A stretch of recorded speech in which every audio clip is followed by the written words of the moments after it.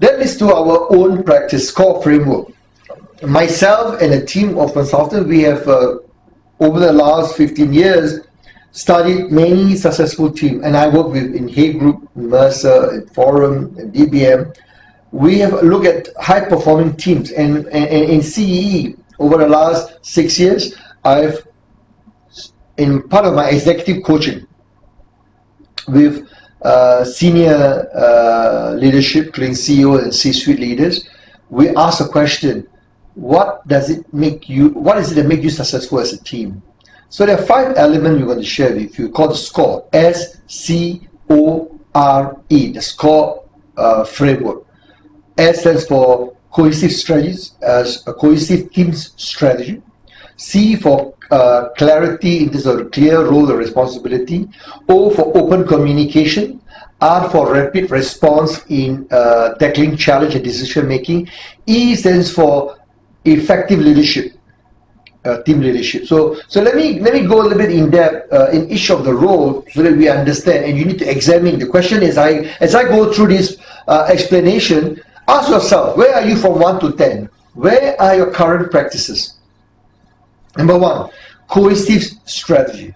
We believe high-performing teams consistently demonstrate why they are in existence.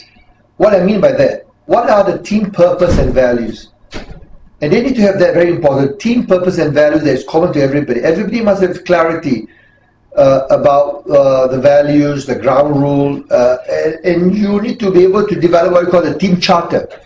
What is the team charter? How do people work together? You must be very clear about that. So that's number 1. So the cohesive team strategy, S for strategy. So strategy is not about the corporate strategy, but the team strategy, the team charter.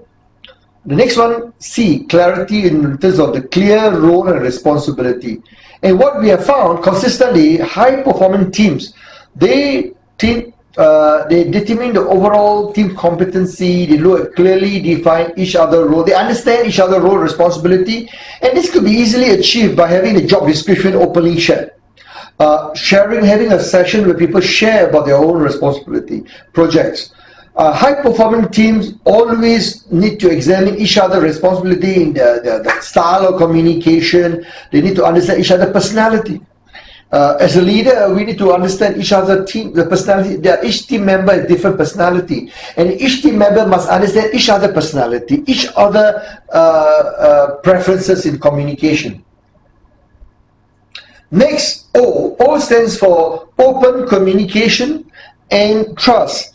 And it's very important, trust-based partnership, because we all know the importance of open communication, because that is the essence, the fundamental, the building block of any successful team is to ensure that trust is evident.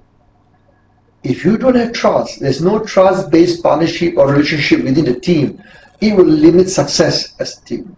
Therefore, a great leader, a great team will need to use the different communication platform, different ways to ensure that the respective team member our message are delivered based on what the preference of the individual. So understand what does it take for each team member. How do you prepare to use the right communication channel model? How do you flex your communication style? There are tools like DISC, psychometric tool, personality profiling tool, like MBTI, and all so forth. There are many tools. The question is this: you need to flex your communication style to suit each other. So every team member needs to appreciate that there are differences, there are individual differences that to be respected and leveraged upon to help overall functioning as a team. So understand each other, get to know one another. It's very important to build the trust. It's your intention, your relationship is important, and also your choice of word, your action, the non-verbal, your tone. All this is important in ensuring a very successful trust-based team within your organization. Lastly, R for rapid response in decision making and problem solving. Here, a high-performing team responds quickly. In a VUCA world, you're going to face a lot of challenges, a lot of things is happening quickly. And how do you respond to this change creatively, adopting creative thinking? How do you think out of the box?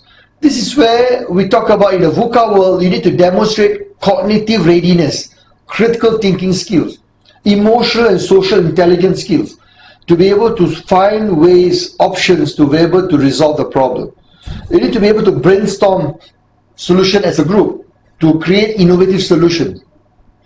Now to do that, you need to change your mental model. You need to change the way you think. And this is very important. You need to embrace and treat everyone as partners. And this is the way forward that we see. And that's why we mentioned the LEAP, competency for leading the VUCA world, is all about partnership. How do you create this partnership and through collaborating and so forth? So cognitive readiness is important in responding rapidly to a changing environment. Lastly, last but not least, the E is S.C.O.R.E. The E stands for effective leadership. And it's all about the team leader, isn't it? It's about how well you adjust your leadership style to suit the changing situation, the task at hand. And also you need to look at the skill level of the team member. And you need to use the different style that is relevant for that individual and the task situation. So his or her role as a leader, your role is to raise the morale, create a very positive organizational climate by giving feedback, coaching, engaging, to inspire the team, to motivate so that they be able to provide, create an environment where they see themselves as part of a very powerful, impactful, contributing member of the team and in the organization. So your role as a team leader is to ensure that you continuously guide this individual, provide a team, and to help them, the team member, through the different stages in the team development. So the S.C.O.R.E. framework is very powerful.